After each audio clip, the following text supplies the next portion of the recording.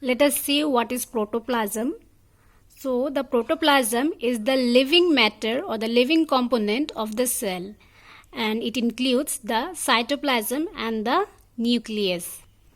So, here in this diagram you can see cytoplasm and nucleus together, they constitute protoplasm. Now the vacuoles. So what are vacuoles? Vacuoles are blank looking structure in the cytoplasm.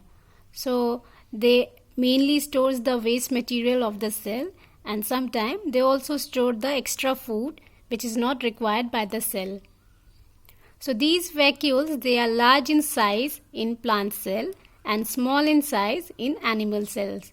So we have seen in the diagram, large vacuole was present in plant cell and smaller or small vacuoles were present in animal cell. So in the diagram of plant cell, we have seen several small colored bodies in the cytoplasm, and they are called as plastids. So the green colored plastids are called the chloroplast, and they contain chlorophyll which helps in their photosynthesis. So these chloroplasts will help in photosynthesis as they contain chlorophyll. So let's now compare a plant cell and an animal cell. So if we see cell membrane, it is present in both plant cell and animal cell.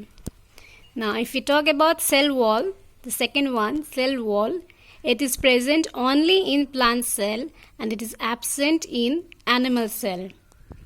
The third one is nucleus. It is present in both plant cell and animal cell. Fourth is nuclear membrane. It is also present in both plant cell and animal cell. Cytoplasm, it is present in both plant cell and animal cell. Plastids. So we have studied that these plastids or the chloroplast is present only in the plant cell and it is absent in animal cell, because these plastids, like the chloroplast, it is present only in the plant cell because the chloroplast, they contain chlorophyll, and chlorophyll is required for photosynthesis. So it is present only in plant cell and it is absent in animal cell. The last one is vacuole. Vacuoles, we have seen it is present in both, but in plant cell the size is large and in animal cell it is small in size. Now based on the nucleus, they have cell can be divided into prokaryotic cell and eukaryotic cell. Pro means primitive and karyon means nucleus. So they have primitive nucleus. That is, the nucleus of the prokaryotic cell is not well organized and there is no nuclear membrane around the nucleus. So the nuclear material or the chromosome is in direct contact with the cytoplasm.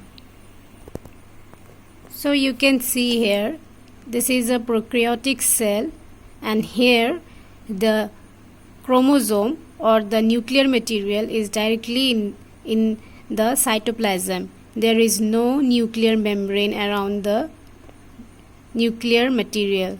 This chromosome is directly in the cytoplasm. So these are prokaryotic cells. And examples of prokaryotic cell are bacteria and blue-green algae. And these prokaryotic cells were the first living thing to evolve on earth. Now let us see what is eukaryotic cell.